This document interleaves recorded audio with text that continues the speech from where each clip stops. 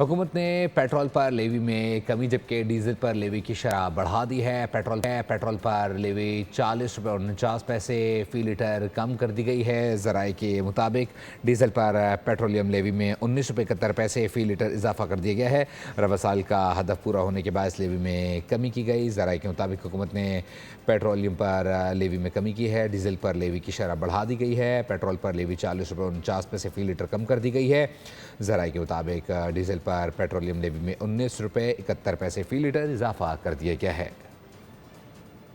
हुकूमत ने पेट्रोल पर लेवी में कमी जबकि डीजल पर लेवी की शरह बढ़ा दी है। पेट्रोल पर लेवी 40 रुपये 49 पैसे फ़ी लीटर कम कर दी गई है। ज़राए के मुताबिक डीजल पर पेट्रोलियम लेवी में 19 रुपये 71 पैसे फ़ी लीटर इजाफा कर दिया गया है। रबा साल का हदफ पूरा होने के बायस लेवी में कमी की गई। ज़राए के मुताबिक हुकूमत ने पेट्रोलियम पर लेवी में कमी की है। डीजल पर लेवी की शरह बढ़ा दी गई है। पेट्रोल पर लेवी 40 रुपये 49 पैसे फ़ी लीटर कम कर दी गई है।